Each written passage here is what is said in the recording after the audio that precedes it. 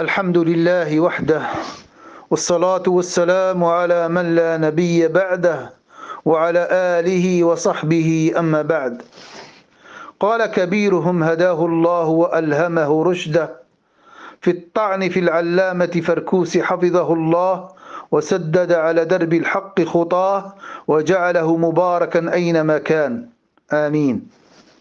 فقد قال وبئس ما قال كنت مخدوعا، ويكفيني حديث نبينا محمد صلى الله عليه وسلم: من خدعنا بالله انخدعنا له. يا سبحان الله، أكثر من 30 سنة لم يتبين لكم خداعه. بالأمس القريب كنتم تثنون عليه الثناء العطر: تاج رؤوسنا، ريحانة الجزائر، وتبرئونه من كل تهمة فاجرة. قلتم في من اتهمه بالسرقات العلمية أنه يهمش ويهجر ولا كرامة له.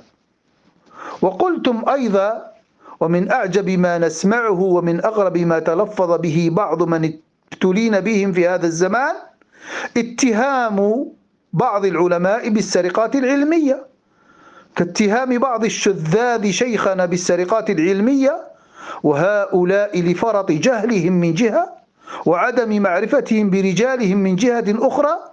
ورجالنا بالدرجة الأولى هم علماء وهم سادات هذا البلد، أحب من أحب وكره من كره.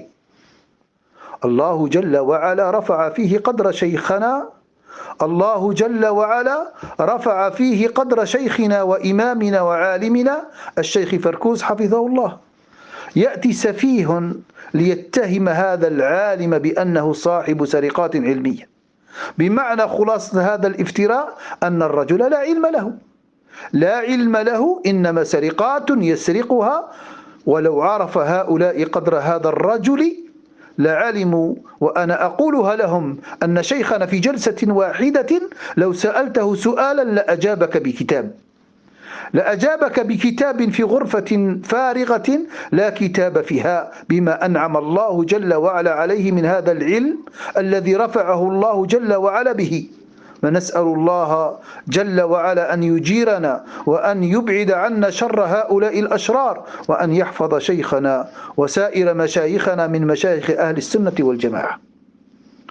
وقلتم أيضا في الإنكار العلني: ما جاء بشيء لم يسبق إليه، يعني سبقه بهذا من قال بمثل هذا من أهل العلم، والقضية راجح ومرجوح.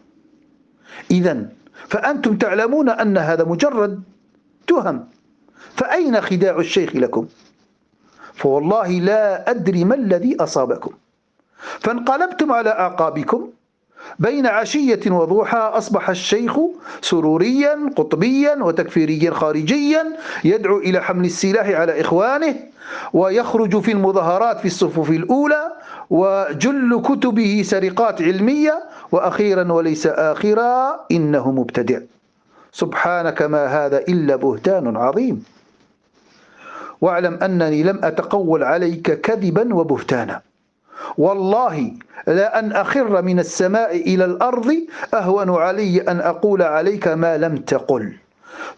فكل ما قلته فهو من أشرطتك الصوتية المتناقضة. وأقول لك ناصحا لوجه الله: اتق الله يا رجل، شيبك نعيك، فقد شاب الشعر ووهن العظم، والليل مهما طال فلا بد من طلوع الفجر، والعمر مهما طال فلا بد من دخول القبر. وتذكر وقوفك بين يدي الله رب العالمين، يوم يقاد للشاة الجلحاء من الشاة القرناء، يوم لا ينفع مال ولا بنون إلا من أتى الله بقلب سليم. فأشفق على نفسك، فإني والله مشفق عليك. وأما قولك يكفينا حديث نبينا محمد صلى الله عليه وسلم: من خدعنا بالله انخدعنا له، هذا لم يثبت عن النبي صلى الله عليه وسلم، بل هو مأثور عن ابن عمر رضي الله عنهما أنه كان إذا رأى من عبيده طاعة وحسن صلاة اعتقه، فكان عبيده يفعلون ذلك طلبا للعتق، فقيل له: إنهم يخدعونك، فقال من خدعنا بالله خدعنا له. رواه أبو نعيم في الحلية بسند حسن. ولهذا يجب عليك التراجع وبيان ذلك للناس، وهذا من باب الأمانة العلمية. ولهذا يجب عليك التراجع وبيان ذلك للناس، وهذا من باب الأمانة العلمية. جاء في الحديث عن النبي صلى الله عليه وسلم قال: من قال علي ما لم أقل فليتبوأ مقعده من النار. نسأل الله السلامة والعافية. وختاما أقول كلمة في أذن هؤلاء الطاعنين في الشيخ حفظه الله تعالى بأنه سروري وأنه خارجي وأنه تكفيري إلى آخره. أخفي هذا عن رجال الأمن وعلمتموه أنتم؟ قولوا لنا إن كنتم صادقين. فالشيخ بحمد الله يعرفه الخاصة والعامة، يعرفه رجال الأمن، يعرفون عقيدته ومنهجه، يعرفون سعة علمه، يعرفون صدعه بالحق، لا يخشى في الله لومة لائم. قولوا ما شئتم فوالله لن تضروا الشيخ شيئا. نسأل الله أن يحفظه من كيد الكائدين وحسد الحاسدين، وأن يختم لنا وله بخير ما ختم به لعباده الصالحين، إنه ولي ذلك والقادر عليه. وصلى الله وسلم على نبينا محمد وعلى آله وصحبه أجمعين. كتبه أبو عبد الحليم محمد عبد الهادي الجزائري يوم الثلاثاء 10 شعبان 45 و400 وألف للهجرة.